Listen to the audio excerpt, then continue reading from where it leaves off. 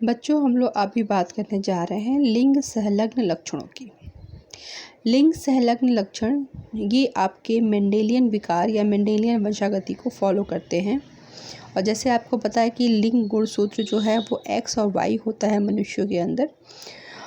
जो स्त्रियां होती हैं उनमें एक्स एक्स लिंग गुणसूत्र होता है और जो पुरुष होते हैं उनमें एक्स वाई लिंग गुणसूत्र होता है। तो अभी जिन दो रोगों के बारे में बात करूंगी वो है, एक है हीमोफीलिया और दूसरी है वर्णांधता। हीमोफीलिया और वर्णांधता, इन दोनों के लिए जो जीन होता है वो आपके एक्स क्रोमोसोम पे रहता है। अगर इस जीन में कहीं कोई खराबी हो जाती है तो जो शंकु हैं जो रंगों को पहचानते हैं उनकी आकृति बदल जाती है, जिसकी वजह से व्यक्ति रंगों की पहचान नहीं कर पाता और वो वर्णांध होता है। ठीक उसी प्रकार हीमोफीलिया की स्थिति में ये होता है कि जो आपका जो जीन होता है वो रक्त का थक्का जमाने के लिए एंजाइम नहीं बनाता, जिसकी वजह से रक्त का थक्का नहीं जमता और कहीं भी कट जाने से खून लगातार बहता रहता है और रोग जो व्यक्ति है उसकी मृत्यु भी हो सकती है। तो इसे हीमोफीलिया रोग कहते हैं। अगर हम इन दोनों की वंशागति की बात अगर हम करते हैं तो यहाँ पे मैं आप समझ लीजिए कि जैसे कि एक्स एक्स और एक्स वाई है, ये स्वस्थ माता पिता या अगर हम कहें कि पुत्र पुत्री का जीनोटाइप होगा, जहाँ पर सभी स्वस्थ हैं, कहीं रोग का विकार नहीं है। यहाँ पर आप देख रहे हैं कि ये जो लाल रंग से एक्स है ये हमारा डिफेक्टिव एक्स क्रोमोसोम है, मतलब अर्थात इसमें जो है आपके रोग पैदा करने के लक्षण है, और दूसरा वाला जो है एक्स वो सही है। तो इस प्रकार की पुत्री या माता, जो कि ये फीमेल जीनोटाइप है, तो यहाँ पे इस तरह की पुत्री या माता को हम वाहक कहते हैं। वाहक का मतलब ये कि ये इनके पास रोग को एक पीढ़ी से दूसरी पीढ़ी में ले जाने की क्षमता होती है, पर ये स्वयं रोगी नहीं होती। क्यों? क्योंकि जो दूसरा अच्छा वाला क्रोमोसोम है, जो दूसरा एक्स क्रोमोसोम है, वो इस डिफेक्टिव एक्स क्रोमोसोम के विकारों को ढक देता है। तो इस वजह से ऐसी पुत्री और माताओं में रोग उत्पन्न नहीं होता है। यहाँ पर एक्स वाई जब स्थिति होती है, जब एक्स डिफेक्टिव होता है और वाई क्रोमोसोम होता है, तो ऐसे में जो पुत्र या पिता जो भी होंगे, या कहने का मतलब है जो पुरुष होंगे, वो रोगी होते हैं। क्यों? क्योंकि यहाँ पर एक्स क्रोमोसोम में जो डिफेक्ट होता है उसको पूरा करने के लिए दूसरा कोई भी सब्स्टिट्यूट या एलील वाई क्रोमोसोम के पास नहीं होता है। पुत्रियाँ या कोई महिला तभी रोगी होती है, उसमें रोग के लक्षण तभी उत्पन्न होते हैं जब उसके दोनों एक्स क्रोमोसोम जो हैं वो डिफेक्टिव होते हैं, अर्थात उसमें जो है वो एंजाइम पैदा करने के वाला जीन नहीं होता है या उसमें डिफेक्ट होता है, जिसकी वजह से जो है वो रोगी हो जाते हैं। तो ये स्थिति होती है अगर हमें रोगी पुत्री या माताएं जो मिलती हैं उसकी। अब हम देख लेते हैं कि अलग अलग बोर्ड परीक्षा के अनुसार हम देख लेते हैं कि अलग अलग स्थितियों में क्या क्या संभावनाएं होती हैं कि अगर माता पिता में इस रोग के लक्षण होते हैं तो उनके पुत्रों में क्या संभावनाएं, पुत्रियों में क्या संभावनाएं होंगी, इसको हम देखेंगे। देखिए, पहले तो ये बता दूं कि जो लिंग निर्धारण, जैसे कि आपने पढ़ा है कि लिंग निर्धारण में लिंग निर्धारण जो है वो मेंडेलियन वंशागति को फॉलो करता है। मतलब इनका जो एक पीढ़ी से दूसरी पीढ़ी में जो कैरेक्टर जाते हैं वो मेंडेलियन नियम के अनुसार जाते हैं। तो आपको पता है कि जब हम एक स्त्री और पुरुष के बीच में जब लिंग निर्धारण करते हैं तो हर बार ये संभावनाएं होती हैं कि 50% जो है वो पुत्रियां पैदा होंगी और 50% जो है वो पुत्र पैदा होंगे, मतलब 1:1 की संभावना होती है। उसी स्थिति में यदि एक स्वस्थ स्त्री का विवाह जो है वो रोगी पुरुष के साथ हो जाए, रोगी पिता, जैसे ये देखिए स्वस्थ है, इसके दोनों एक्स क्रोमोसोम जो है अच्छे वाले हैं, यहाँ पे जो रोगी पिता या पुरुष है उसके एक्स क्रोमोसोम डिफेक्टिव है। तो ऐसी स्थिति में क्या होगा, जो माँ के दोनों युग्मक होंगे वो अच्छे समयुग्मकी होंगे और साथ ही साथ ये अच्छे वाले युग्मक होंगे, लेकिन पिता के जो युग्मक बनेंगे तो वो विषम युग्मकी होंगे, क्योंकि एक में एक्स क्रोमोसोम जाएगा, दूसरे में वाई क्रोमोसोम जाएगा। तो एक्स क्रोमोसोम वाले सभी युग्मक जो है वो डिफेक्टिव होंगे, मतलब उसका डिफेक्टिव एक्स क्रोमोसोम होगा।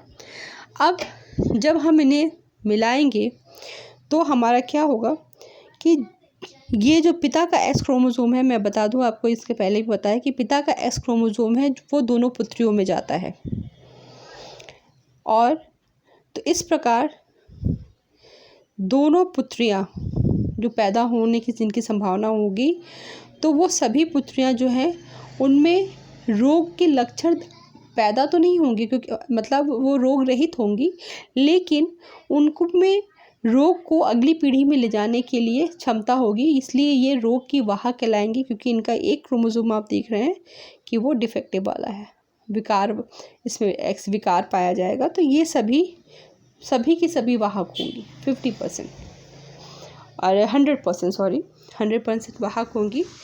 और पुत्रों में अगर हम देखेंगे तो चूँकि जो पुत्र हैं, पुत्रों में जो एक्स क्रोमोसोम होता है वो उनकी माँ से आता है, तो चूँकि यहाँ माँ के दोनों एक्स क्रोमोसोम जो हैं वो विकार रहित हैं, अच्छे वाले एक्स क्रोमोसोम हैं, तो अतः यहाँ पे सभी जो पुत्र होंगे वो स्वस्थ होंगे 100%। तो अगर हम यहाँ पे ध्यान दीजिए कि अगर हम इन संतानों में हम देखें तो जो इनका जो फिनोटाइप होगा, दृश्य प्रारूप में अगर हम देखें तो सभी बच्चे इनके स्वस्थ होंगे, किसी में भी रोग के लक्षण जो हैं वो आपके नहीं होंगे। लेकिन अगर इनका हम जीन प्रारूप देखें तो सभी पुत्रियां जो हैं वो वाहक होंगी और जो पुत्र होंगे वो रोग रहित और स्वस्थ होंगे। तो इस चीज़ को ध्यान में रखिएगा। अब हम दूसरे केस की बात करते हैं। जो दूसरा केस है, केस 2, अगर हम लेते हैं कि यदि आपकी माँ या स्त्री जो है वाहक हो और उसका विवाह जो है वो स्वस्थ पुरुष के साथ हो। ये देखिए, ये हमने इसके पहले वाले केस में देखा कि ये क्या है, ये वाहक माँ है, वाहक मादा है, इसको ये माँ है और ये स्वस्थ पिता है। इसके युग्मक जो हैं ये सम युग्मक ही तो होंगे, लेकिन आधे एक्स युग्मक जो है उनके पास स्वस्थ एक्स क्रोमोसोम होगा, विकार रहित होगा, और आधे युग्मक के पास जो एक्स है वो डिफेक्टिव वाला होगा। यहाँ पिता के सारे युग्मक एक्स वाई ये हेट्रोगैमेटिक होंगे, लेकिन रोग इसमें नहीं होगा, वाई में तो ऐसे भी नहीं होता, और एक्स भी इनका जो है वो हेल्दी वाला होगा। इस प्रकार जब हम इनके साथ जब हम मिलाएंगे तो जो इनकी संतति होगी उसमें देखिए कि जहाँ माता का स्वस्थ एक्स पिता के स्वस्थ एक्स से मिलेगा तो वो पुत्री स्वस्थ होगी। माँ का डिफेक्टिव एक्स जब पिता के स्वस्थ एक्स से मिलेगा तो वहाँ पर वो पुत्री वाहक होगी। माँ का स्वस्थ एक्स जब वाई से मिलेगा तो वो पुत्र स्वस्थ होगा, और जब पिता का वाई माँ के डिफेक्टिव एक्स क्रोमोसोम के साथ मिलेगा तो वो पुत्र आपका रोगी होगा।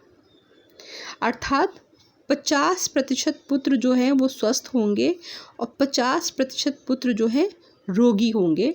अगर यहाँ पे आपसे पूछा जाए कि उनके पुत्रों में रोग का अनुपात क्या होगा, तो ये 1:1 का अनुपात होगा, मतलब आधे बच्चे स्वस्थ, आधे बेटे स्वस्थ होंगे, आधे रोगी हो सकते हैं।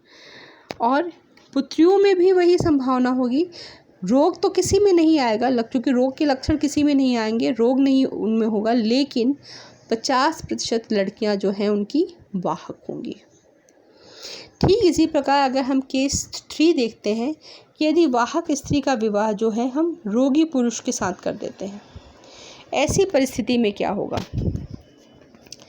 यहाँ पे देखिए कि यहाँ पे ये एक्स क्रोमोसोम जो है वो हेल्दी है, ये डिफेक्टिव एक्स क्रोमोसोम है। यहाँ पिता का भी एक्स क्रोमोसोम डिफेक्टिव है और ये वाई है। अब ऐसी स्थिति में देखिए यहाँ स्थिति बहुत विषम होती है, क्योंकि जब एक्स हेल्दी एक्स जो है वो डिफेक्टिव एक्स के साथ मिलेगा तो ये जो पुत्री होगी ये वाहक होगी, लेकिन जब डिफेक्टिव एक्स के साथ मिलेगा तो वो जो पुत्री है वो रोगी होगी, क्योंकि इसमें दोनों एक्स डिफेक्टिव हो गए, मतलब यहाँ पे भरपाई करने के लिए कोई जीन नहीं है, एक्स क्रोमोसोम दोनों जो हैं वो डिफेक्टिव हैं, तो यहाँ पर पुत्री जो है रोगी होगी, इसमें रोग के लक्षण दिखाई देंगे।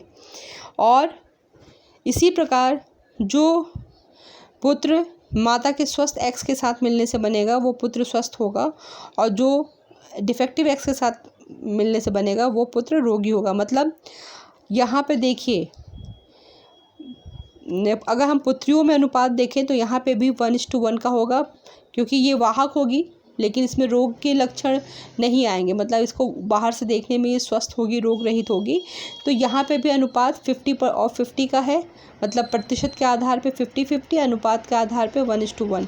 यहाँ पे भी प्रतिशत के आधार पे 50-50 और अनुपात के आधार पे 1:1 होगा कि 50% पुत्र स्वस्थ, 50% पुत्र रोगी, 50% पुत्रियाँ वाहक या स्वस्थ और 50% पुत्रियाँ रोगी होंगी। तो ये पहली स्थिति हमें मिलती है जिसमें हमें रोगी पुत्री मिलती है। अब अगर इस रोगी पुत्री को अगर हम लेते हैं और केस 4 देखते हैं कि अगर यदि रोगी स्त्री का विवाह जो है वो स्वस्थ पुरुष के साथ होता है, तब क्या स्थितियाँ बनती हैं। रोगी जो माता होगी उसके दोनों युग्मक जो हैं वो एक्स क्रोमोसोम होंगे और दोनों डिफेक्टिव होंगे। पिता के एक्स क्रोमोसोम जो है वो हेल्दी होगा, वाई तो पहले से ही हेल्दी है। यहाँ इस स्थिति में जो संतानें होंगी तो उसमें जो सभी पुत्रियाँ उनकी होंगी, देखिए फिर चूँकि यहाँ पिता का एक्स क्रोमोसोम जो है दोनों पुत्रियों में आएगा, तो ये दोनों पुत्रियाँ जो हैं वो रोग की वाहक होंगी लेकिन स्वस्थ होंगी। इनमें रोग के लक्षण दिखाई नहीं देंगे। स्वस्थ होने का मतलब है कि इनमें रोग के लक्षण नहीं होंगे, रोग रहित होंगी लेकिन वाहक होंगी। और सभी पुत्र जो है इनके रोगी होंगे, मतलब 100% पुत्र जो है इनके रोगी होंगे। और लड़कियां जो हैं वो दृश्य प्रारूप, मतलब देखने में रोग रहित होंगी। मतलब लड़कियां सभी जो हैं वो बाहर से देखने में स्वस्थ होंगी, अच्छी भली होंगी, लेकिन पुत्र सारे जो हैं वो रोगी पैदा होंगे। तो ये ध्यान देने वाली बात है। लेकिन हाँ, पुत्रियां उनकी वाहक होंगी। अब केस 5 अगर हम देखें कि यदि रोगी स्त्री का विवाह जो है अगर रोगी पुरुष से ही हो जाए तब क्या होगा। ऐसे ये तब स्थिति बहुत विकट हो जाएगी। यहाँ पर ये एक्स क्रोमोसोम भी डिफेक्टिव, ये एक्स क्रोमोसोम भी डिफेक्टिव और यहाँ पर ये एक्स क्रोमोसोम भी डिफेक्टिव। मतलब एक्स क्रोमोसोम में जो विकार है उसको पूरा करने के लिए कोई एलील नहीं है। और ये स्थिति, इस स्थिति में जितनी भी पुत्रियाँ बनेंगी, ये पुत्री बने या ये पुत्री बने, ये भी रोगी होगी। ये पुत्र जो होगा ये भी रोगी होगा और साथ ही साथ जो दूसरा पुत्र होगा वो भी रोगी होगा। अर्थात जो सभी की सभी संततियाँ जो हैं वो रोगी होंगी। तो इस प्रकार जो है ये वर्णांधता, हीमोफीलिया, ये अगर हम इन दोनों विकारों की बात करें तो ये दोनों विकार जो हैं उनमें ये अलग अलग, दोनों में हीमोफीलिया और वर्णांधता दोनों की वंशागति एक समान होती है, क्योंकि दोनों एक्स क्रोमोसोम से जुड़े हुए होते हैं और इनकी अलग अलग परिस्थितियों में अलग अलग रिजल्ट आते हैं। मैं आशा करती हूँ कि आपको इसे देख के समझ में आ जाएगा और अगले बार हम फिर मिलेंगे।